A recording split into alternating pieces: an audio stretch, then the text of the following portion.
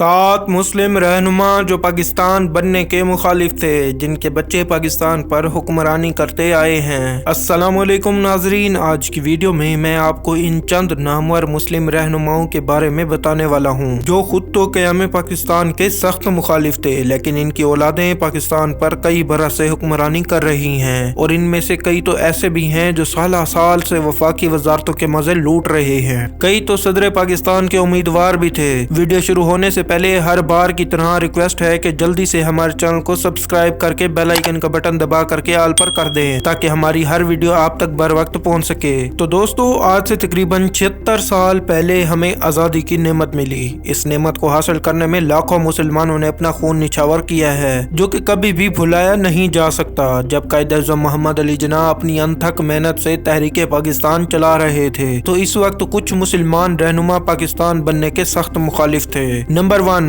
पहले नंबर पर हमारे पास है मौलाना सैयद अबू अल कलाम आज़ाद। इंडियन नेशनल कांग्रेस के सदर मौलाना सैयद अबू अल कलाम आज़ाद एक नामवर मुहक्किक, फिलोसफर, बुलंद पाया खतीब, समाजी रहनुमा और सहाफ़ी थे। कांग्रेस से ताल्लुक होने की वजह से वो बरे सगीर की तकसीम के सख्त मुखालिफ थे। मौलाना अबू अल कलाम आज़ाद भारत के पहले एजुकेशन मिनिस्टर भी रह चुके हैं। मौलाना अबू अल कलाम आज़ाद ने कई किताबें लिखी हैं, जहाँ उन्होंने पाकिस्तान बनने के खिलाफ सख्त दलीलें पेश की हैं। इनमें इंडिया वंस फ्रीडम सर फहरिस्त है। दूसरे नंबर पर है खान अब्दुल गफ्फार खान। खुद को सरहदी गांधी कहलवाने वाले खान अब्दुल गफ्फार खान तारीख में बादशाह खान के नाम से मशहूर हैं। बादशाह खान एक समाजी कारकुन थे और खुदाई खिदमत गुजार जमात के बानी भी थे। इनकी जमात को सुर्ख पोश भी कहा जाता है। सियासी तौर पर बादशाह खान गांधी की तरीके सियासत को पसंद करते थे। गांधी का इनके घर और इनका गांधी के घर खूब आना जाना था। इसी वजह से बादशाह खान क़याम पाकिस्तान से कबल कांग्रेस के तामुन से सूबे सरहद में बरसरे इक्तदार भी रहे। क़याम पाकिस्तान से कबल सूबे सरहद में रेफरेंडम करवाया गया, तो बादशाह खान ने पाकिस्तान की शदीद मुखालफत की थी।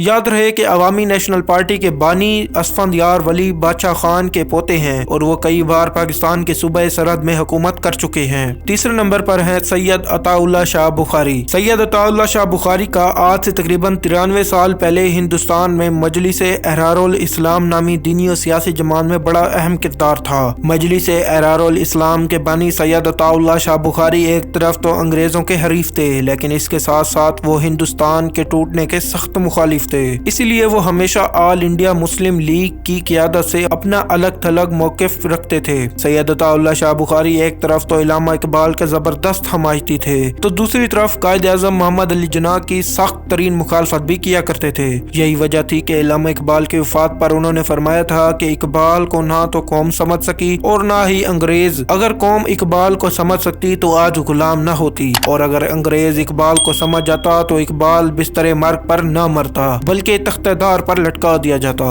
नंबर 4, चौथे नंबर पर हैं अब्दुल समद खान अचकजई। जिस तरह बादशाह खान को सरहदी गांधी कहा जाता है, इसी तरह अब्दुल समद खान अचकजई बलोची गांधी कहा जाता है। अंजुमन वतन बलोचिस्तान के बानी इंडियन नेशनल कांग्रेस के बानी भी थे। यही वजह थी कि वो भी पाकिस्तान बनने के सख्त तरीन मुखालिफ थे। याद रहे कि पख्तूनख्वा मिली अवामी पार्टी के सरबराह महमूद खान अचकजई अब्दुल समद खान अचकजई के साहबजादे हैं, और वो भी कई बार वफाक में हुकूमत के इत्तेहादी रह चुके हैं। नंबर 5, पांचवें नंबर पर हैं सैयद अब्दुल आला मदूदी। जमात इस्लामी के बानी सैयद अब्दुल आला मदूदी कायद-ए-आज़म के साथ साथ क़याम पाकिस्तान के सख्त तरीन मुखालिफ थे। जमात इस्लामी का क़याम इस वक्त हुआ जब 23 मार्च 1940 को मंटो पार्क पर तारीख साज जलसा हो चुका था। ऐसे माहौल में जब हिंदुस्तान में बंटवारे की तहरीक अपने आखिरी मराहिल में दाखिल हो चुकी थी और लोगों को पाकिस्तान का क़याम नजर आ रहा था, तब मौलाना सैयद अब्दुल आला मदूदी बन के रहेगा पाकिस्तान के मुकाबले में नामंजूर ना पाकिस्तान के नारे लगाते थे।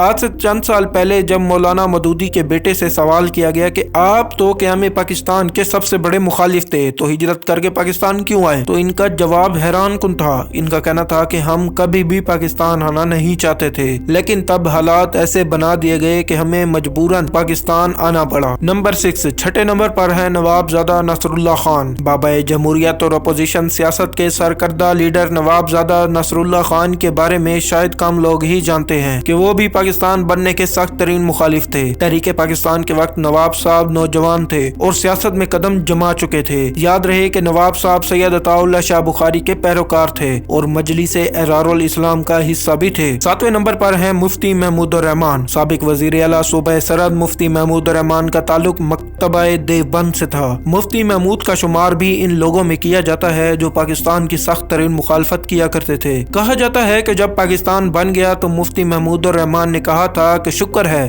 हम पाकिस्तान बनाने के जुर्म में शामिल नहीं थे। याद रहे कि जमीयत उलमा इस्लाम फे का अमीर मौलाना फजल रहमान मुफ्ती महमूद रहमान का बेटा है। मौलाना फजल रहमान कई बार कश्मीर अफेयर्स के वजीर भी रह चुके हैं। इसके अलावा मौलाना फजल रहमान का बेटा असद रहमान भी हाल ही में मवासलात की वजारत के मजे लूट चुका है। अल्लाह हाफिज़ नाजरीन, उम्मीद करते हैं हमेशा की तरह आपको ये वीडियो भी पसंद आई होगी। हमारे चैनल को सब्सक्राइब करके बेल आइकन का बटन दबा करके ऑल पर कर दीजिए ताकि हमारी आने वाली हर वीडियो आप तक बर वक्त पहुंच सके। अल्लाह हाफिज़। अल्लाह ताला आपका हामी और नासिर।